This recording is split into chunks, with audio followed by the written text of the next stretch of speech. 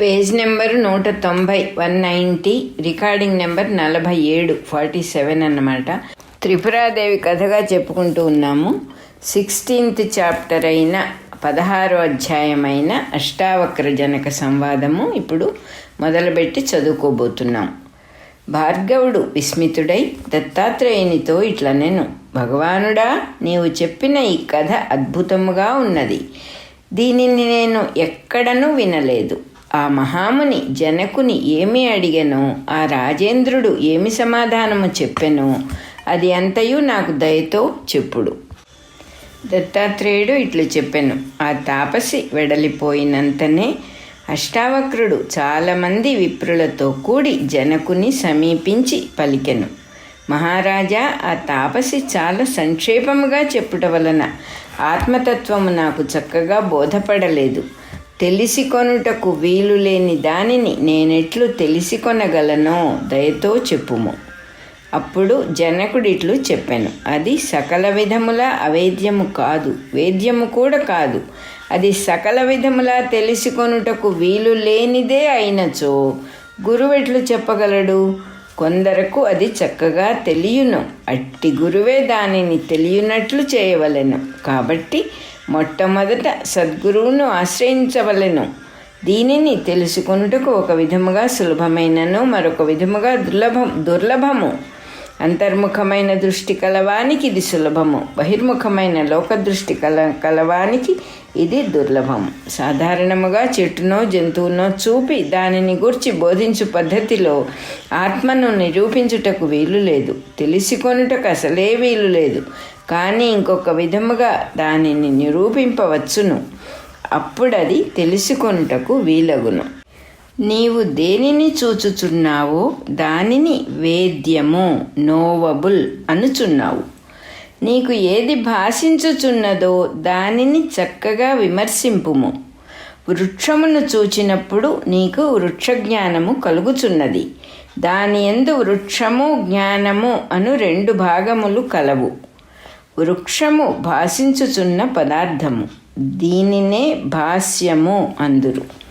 జ్ఞానము దానిని భాషింపచేయుచున్నది, దీనిని భాషశక్తి అందురు. వృక్షములు, జంతువులు మొదలుగా భాష్యములు, ఆబ్జెక్ట్స్ ఆఫ్ నాలెడ్జ్ ఎన్ని మారినను నీ భాషశక్తి మారదు. వృక్షజ్ఞానము, జంతుజ్ఞానము మొదలుగా సకల జ్ఞానములకు అదియే ఏకరూపమైన ఆధారము. ఆ భాషశక్తియే ఆత్మ. భాష్యములకు భాషశక్తికి మిక్కిలి అంతరము కలదు. భాష్యమైన పదార్థము స్వయముగా ప్రకాశింపలేదు, అది భాషశక్తి చేతనే ప్రకాశించును. భిన్న భిన్నములైన భాష్యములన్నీయు దాని చేతనే మనకు గోచరించుచున్నవి. భాష్యముల యొక్క భిన్న భిన్న రూపముల చేత భాషశక్తి యందు భేదము కలుగదు. ఆకార భేదములన్నీయు భాష్యములకు సంబంధించినవే కానీ భాసమునకు సంబంధించినవి కావు. ప్రతిబింబము యొక్క ఆకార భేదము వలన అద్దమునందు భేదము కలుగుటలేదు కదా. నీ అనుభవమునందే నీవు దీనిని గ్రహింపవచ్చును. భాష్యములను గ్రహించుచున్న బుద్ధి నుండి ఆ భాష్యముల యొక్క రూపములను వేరు చేసి కేవలము భాషశక్తిగా లేక జ్ఞానరూపముగా ఉండు బుద్ధిని చూడుము. దృశ్యముల యొక్క ఆకారముల చేత జ్ఞానము వివిధ రూపములతో కనిపించుచున్నదే కానీ దానికి అసలు ఆకారమే లేదు. కావున దృశ్యముల యందుండు ఆకారములను ప్రతిదానిని ఇది జ్ఞానము కాదు, ఇది జ్ఞానము కాదు అని తొలగించుచున్నచో ఆకారరహితమైన జ్ఞానము స్ఫురించును. అది ఏ యథార్థమైన నీ స్వరూపము. విశ్వమునకు కూడా అది ఏ స్వరూపము. తనకు స్వరూపమగుట చేతనే ఎవడునో ఎదుటనున్న చెట్టునో గుట్టనో గ్రహించినట్లు ఆత్మను గ్రహింపలేకున్నాడు. కావున సకల పదార్థములను గ్రహించుచు జ్ఞాన మాత్రముగా నీయందే ఉన్న నీ స్వరూపమును స్పష్టంగా గుర్తింపుము. శరీరము నీవు కాదు, ప్రాణము నీవు కాదు, మనస్సు కూడా నీవు కాదు. ఎందువల్లననగా నా శరీరము, నా ప్రాణము, నా మనస్సు అని చెప్పుచున్నావు. శరీరము, ప్రాణము, మనస్సు ఎన్ని విధములుగా మారుచున్నను వానిని గ్రహించుచు జ్ఞానరూపముననున్న నీవు మార్పులేక స్థిరముగా ఉన్నావు. నీవు స్థిరుడవు, అవి అస్థిరములు. కావున అవి ఏవియూ నీవు కాదు. నా ఇల్లు అని నీవు చెప్పుచున్నప్పుడు ఇల్లు నీకన్నా అన్యమనుట స్పష్టము. ఇల్లు నీవు కాదు. అట్లే నా శరీరము అని చెప్పుచున్నప్పుడు శరీరము నీవు కావు. అట్లే నా ప్రాణము నా మనస్సు అని నీ చేత చెప్పబడుచున్న ప్రాణము మనస్సు కూడా నీవు కాదు. చైతన్యము లేక జ్ఞానము ఒకటియే నేను అను స్ఫురణమునందు నిత్యముగా నిలచి ఉన్నది. తక్కినవి ఏవియూ నిలుచుట లేదు. కావున సర్వమును తెలుసుకొనుచున్న జ్ఞానము మాత్రమే నీవు.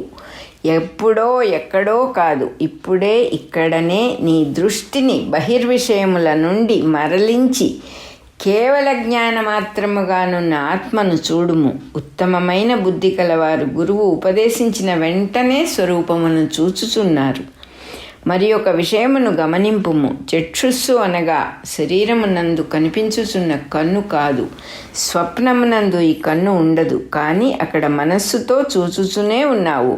కావున మనస్సే ముఖ్యమైన చక్షుస్సు. ఎందువల్లననగా నీవు ఏదేని ఒక వస్తువును చూడదలుచుకున్నప్పుడు మనస్సును ఆ వస్తువునందు నిలిపినప్పుడే అది నీకు గోచరించుచున్నది. అట్లు కాక మనస్సు వేరొక విషయం నందు లగ్నమై ఉండి చక్షురింద్రియములోనికి వచ్చి నిలువకున్నచో ఎదుటనున్న వస్తువు కూడా సరిగా కనిపింపదు. శ్రోత్రము మొదలుగా తక్కిన ఇంద్రియముల విషయము కూడా ఇంతే. మనస్సు వానితో కూడి ఉన్నప్పుడే ఇంద్రియములు ఆ విషయములను గ్రహింపగలవు, లేకున్నచో గ్రహింపలేవు. కావుననే ఏదేని ఆలోచనమునందు మనస్సు గాఢముగా లగ్నమై ఉన్నప్పుడు ఎవరైనను దగ్గరికి వచ్చి మాట్లాడినను, అయ్యా ఏమీ అనుకోవద్దు, నా మనస్సు ఎక్కడనో ఉన్నది, అందువలన నీవు వచ్చుటను నేను గమనింపలేదు, నీవు అన్నదియూ నాకు వినపడలేదు అని చెప్పుట సంభవించుచున్నది. కావున సకలేంద్రియములకు గ్రహణ శక్తి నీ ఇచ్చుచున్నది మనస్సే. ఇట్లే మనస్సు వలననే సుఖదుఖములు భాషించుచున్నవి.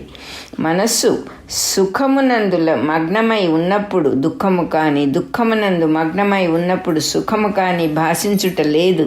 కావున ఏ వస్తువు యొక్క స్వరూపమునైనను మనము గ్రహింపవలెనని అనుకున్నప్పుడు మనస్సును ఇతర విషయముల నుండి మరలించి ఆ వస్తువునందు నిలిపినప్పుడే అది గోచరించుచున్నది. అట్లే ఆత్మస్వరూపమును గ్రహించినప్పుడు కూడా మనస్సును ఇతరములైన సకల విషయముల నుండి మరలింపవలయును. మనస్సు విషయములపై ప్రసరింపకుండా నిలిపిన చాలును. అదియే తక్షణమే శుద్ధమై ఆత్మను భాషింపచేయును. మన రికార్డింగ్ నెంబర్ 47 అయిపోయింది.